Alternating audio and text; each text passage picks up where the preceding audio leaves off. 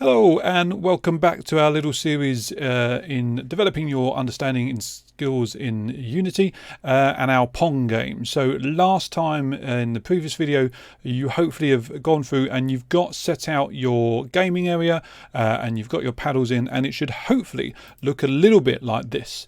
I think if you were watching my last video then you see that I've kind of tweaked the positioning of my paddles so that they start in a similar position away from kind of their goal that they're defending or their wall that they're defending, and they're kind of set up nicely. And if we just kind of remind ourselves when we hit play, we set our camera so it had a black background so that we've got a nice design and a nice look to the start of our game. Okay, so that's where we got to last time. Today what we're going to look at is starting to put together some elements of scripting into our video, so we can have a little look into our video. Sorry, that's me because I'm recording the video. Into our game. So what we're going to have a little look at is adding a new component to our paddles to begin with. So we can select both paddles because we're going to add the same component, and we're going to come down to add component over here in the right hand side and hit add component, and we are going to search for, or you are going to search for, because I've already done it apparently, Rigidbody 2D. Okay, and you can select on there and you'll see that I have a new component added, and we've got this rigid body that's added. Okay, so our rigid body is basically something that allows the physical things to move within the game. So we need to add a physical body in so that we can reference that in our script and we can change the movement of our paddles, because at the moment they didn't, before now they didn't have anything that we could control that would move them. Now with the rigid body attached, we can use some scripting to play around with that and look at how we can change that. Now we just need to change some things in our inspector with our rigid bodies. So we need to keep our gravity scale. Are we selected on both? Yeah, we are. Our gravity scale to 0. All right, because in Pong there isn't really any gravity. Yes, the ball moves around, but we're not going up and down or falling kind of off the earth. So we can set that to 0. And we need to change our constraints as well. So we need to make sure that our paddles don't rotate and move around. Okay, so you can't actually see it very well here, but if you click on constraints, for whatever reason, there's not a little drop down arrow there, you'll see that you've got some elements here where you can freeze. All right, and we need to freeze our rotation, so you just need to select on the Z there and freeze the rotation of your paddles, and now these will kind of stay as they are and they won't flip around as we go through, which is exactly what we want for this version anyway. Alright, so we've got our rigid body attached. Now we need to start with some script. Okay, and we are going to use C#, and we're going to use it, I'm going to use it, sorry, in Visual Studio, which will pop up in a second. Now when you downloaded and installed Unity, you should have had a version of Visual Studio installed as well. If you don't, then you can find it yourself. You can go online and just search for Visual Studio Community 19. And you'll get a download option to do for that. And when you go in and you go through the install page, you'll be able to go through and look at installing for Unity. There'll be a section, a component in there that says games and for Unity, and you need to make sure you select on that one and then install Visual Studio, and it should come up. It should install by default, just in case it hasn't. That's what we're going to look at doing. And what we're going to look at doing is creating some script that's going to allow us to move our paddles initially. Okay, so what we need to do is we need to put our script into our assets folder into our project so that we can see it. So we can right click and create and C# script just at the top there. All right, and you'll see that we've got a script in here that we need to name. All right, so we're going to name it here. Okay, and naming conventions within Unity with any kind of scripting are really key. We need to make sure that we watch our lowercase and our uppercase letters when we're writing our scripts, but also when we're naming them. So we're going to call this paddle script, and just take, oh, so he talks about naming conventions and then he spells paddle. Well, that's a good start, isn't it? There we go, paddle script. Okay, take note of the capitals because they count as well, and then you should be able to just double click on that and you will find that you've got a new bit of software opening. There you go. Sorry, mine wasn't opening for a second, but now it is. All right, and this is Visual Studio that's opening up. So just give mine a second to open up and I'll drag it across. There we go. All right, and you should hopefully, let's just check my screen recording. Yeah, that's fine. All right, and you should be able to see this. So this is our script, okay? So there's not much going on, but we have got some information in there already. When you create a script in Unity, it will always put this information in by default, okay? It's sometimes helpful, it's not always, okay? But it's in there, and you can see what some of these do. So we'll just go through a little bit of the basics of this scripting before we get going, okay? You've got some of the systems that Unity uses that's being called at the top. Okay, and generally we won't touch or change these. We might add a few in, and we'll come to that a little bit later on, but these will stay as they are. Your public class is the name of your script. Now that's interesting because mine's not worked properly. So this here should be what you called your script. It's probably because I clicked off it and came back to it and renamed it. Okay, so please make sure that whatever your public class is labelled up is the same as what you've actually called your script. So I just need to change mine. Yours should hopefully be as is.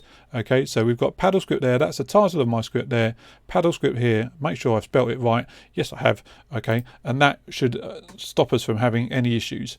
Now one thing to note is that when you make changes on your scripts in Visual Studio, you will see that I've got this little asterisk just next to the title up here. That's telling me that I haven't saved my script yet. This is a common thing that you will do. I do it all the time. I may even do it during these videos, who knows, but you can go through, you can write all your script, it's looking all good, you've got no errors, everything seems fine, and then you go back to Unity and it should update itself automatically, and for whatever reason it's not, and it's probably because you haven't saved your script.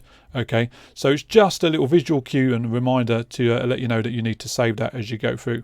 And there's two ways of saving. You can click that icon there and save this script in particular, or if you've got a number of scripts open and you've been chopping and changing and working on them, then you can save all and save all of the scripts that you might have open that are in relation to this project. Okay, so just a couple of things on there. All right, when we're writing our scripts in C#, you see you've got a void start there, which is stuff that's called at the start when the very first frame is launched of the game, and what you might want to call for this script in particular. And then you've got void update, which is what's running all of the time. So it's constantly checking what might be within a void update. Okay, and we will look at some other elements as we go through. But what we want to do today is look at how we're going to change and kind of alter the position and the physics of our brackets. All right, we're going to use something called fixed update. So it's called over and over in a fixed time interval, and Unity's physics kind of works well that way as we're kind of moving around and looking at what we want to do, and we're going to call our rigid bodies and affect them in a slightly different way. Now we're working on a vector 2 direction, okay, so we're going to affect our x and our y, and for this our x, and if you remember kind of x is a cross, so it's our horizontal, is never going to change. It's always going to be 0 because we only want our paddles to move up and down. Okay, so we will change those elements for the y, but we will kind of leave the others for the x as they are, so that we can add a value of 1 to go one direction and -1 to go another direction, for instance. Okay, and we're going to look at how we can do that, and we use Unity's axes function, so we can call the different verticals as we go through. All right, so let's get our first bit of scripting up. So we've got these in place, and we're actually going to clear these out so that we can just have a little bit more kind of room to what we want. Let's get that off so that we can see what we're looking at. All right, so we've got our part. So we want a void fixed update is what I said, so that we're calling at the right times. And as ever, make sure please that you're checking your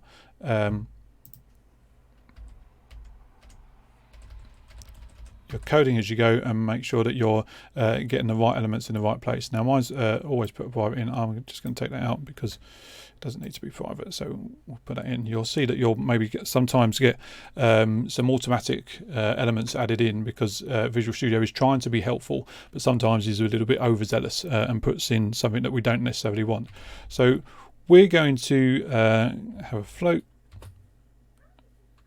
We're going to call it V, and that's going to look for our axes option. So we're going to have an input dot get axes raw and we're going to ask that to be the vertical, because we're not going to change the horizontal, we're just going to change the vertical. Okay, and that's an option that we're going to change later on in our preferences. And we're going to get component, and the component we're going to change, if you remember, is our rigid body. Okay, be careful, because again, like when we added them before, you've got two options of your rigid body in here. So we want the 2D version, so we're going to change rigid body to 2D, and we are affecting the velocity of it. And our new velocity for this is going to be a vector 2, and we're going to change that so it's 0 on the x, because that comes first, and then we're going to reference whatever we put down as v as our second part.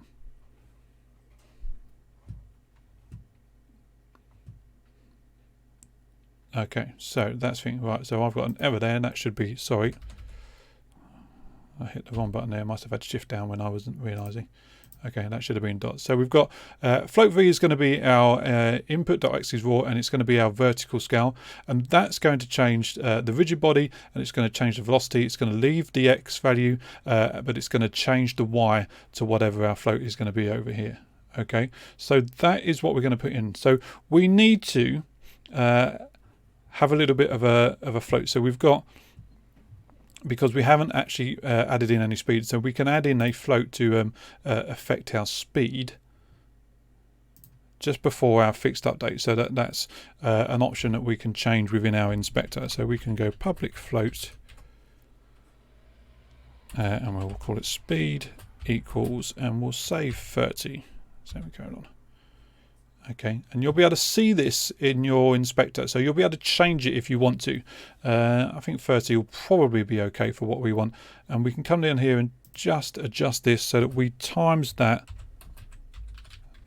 by speed, so that it will always look at this value, and it will change how we're moving our paddle on the y-axis depending on our speed. Okay, so we've got what we need for that. I think that should be all right for that.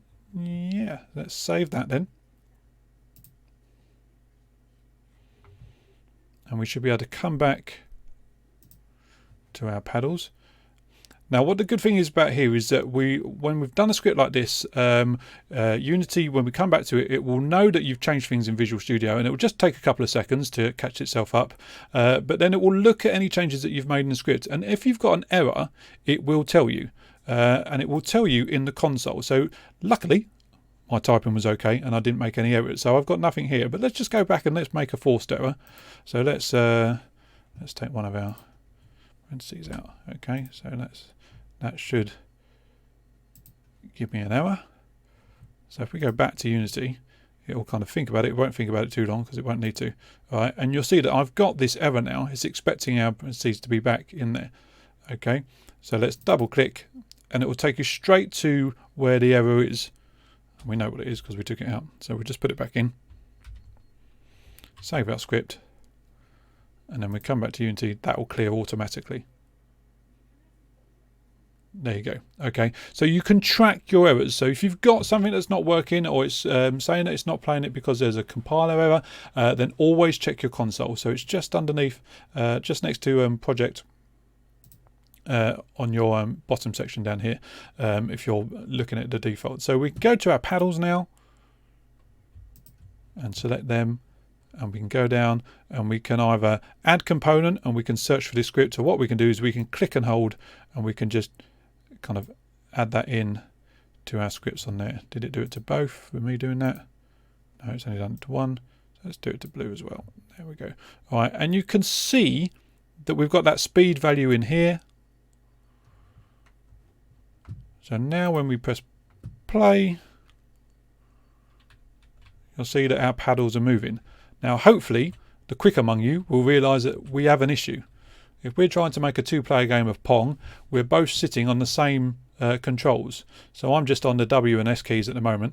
Although it's working, it's not working quite as we want. So we need to separate them out so you can have a two-player game. So we can set one set of controls on W and S, and we can set the other controls on our up and down arrows. So on a standard keyboard, you've got some separation there so that you've got the two-player option as you go through. All right, so what we'll do is we'll set that up now. So let's come out of play so that I remember. If you go up to Edit, and we're going to go to Project Settings, and I'll bring this window across. There we go. Just make sure you can see that. Sorry. Yeah, you can.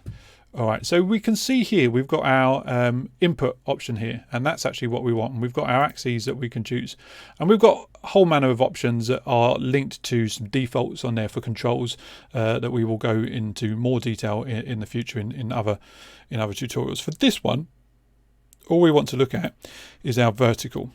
So you can see there our vertical controls, which we're referencing in the script already. So by default, we've referenced those nicely already.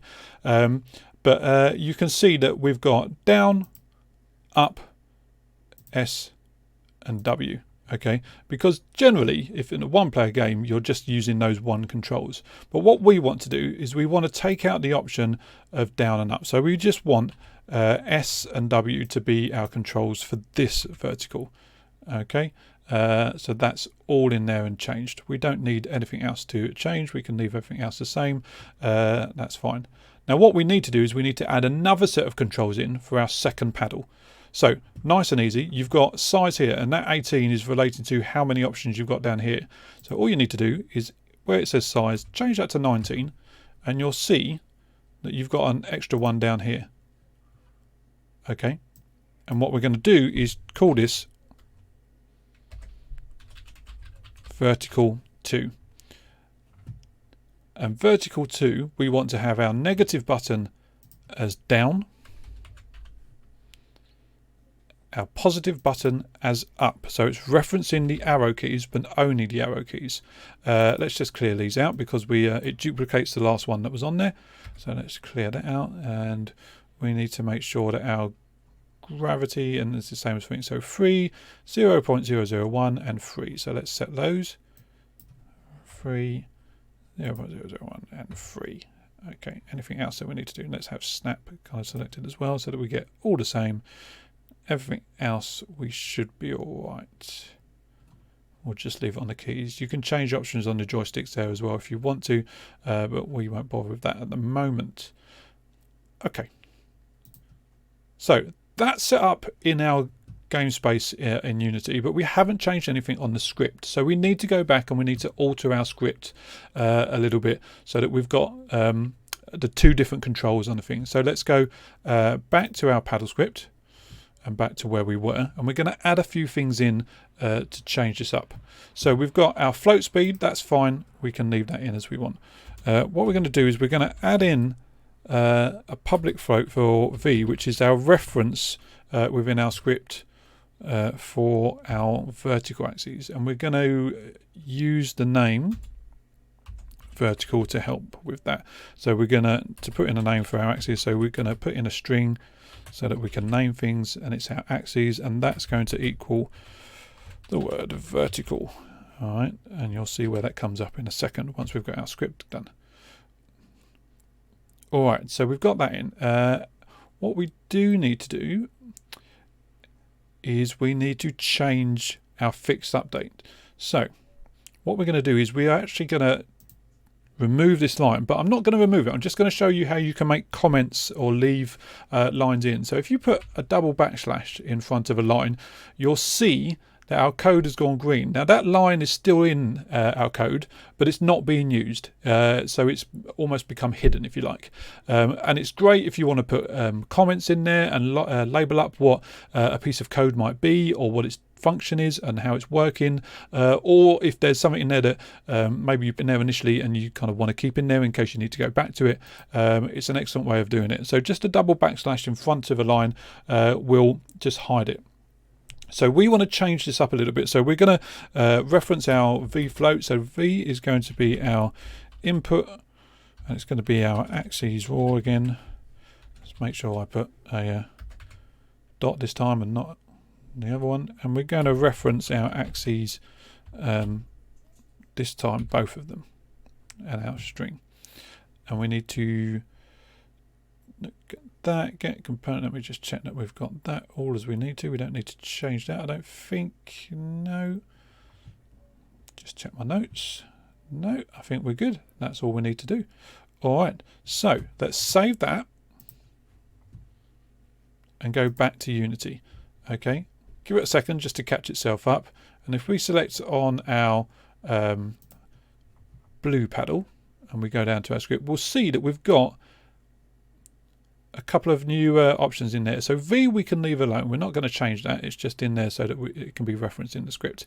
We've got our speed, but this time you see that we've got this label up here of vertical. And where we were talking about before our axes raw and labeling it up as axes, it's labeled up in here as vertical initially. So what we want to do is we'll select on our red one because it's on the right hand side. So we'll make this the right hand side of our keyboard. And all we need to do in axes this time, we just need to make sure that this is labeled up as the second input. So if you remember when we were in edit and we were in project seconds and input, we changed our second one to be called vertical 2. So all we need to do is just add a 2. We'll save where we're up to. And then hopefully what will happen now is that when we hit play, so that's the W and S keys that I'm on there at the moment for my blue paddle. And there's the up and down arrows moving independently. Okay, so now we've got two different controls. So we've got the elements we need for our 2-player game, all by just changing a couple of lines in the code. All right, so that's your first bit of coding done, ready to go. So now the next thing that we need to do is start thinking about our ball and the physics that our ball is going to have and how that's going to be the next element of our game. All right, so check out the next video in the series for how we start playing around with that, and make sure that you've got your paddles working and in place and ready to go, and we'll see you next time.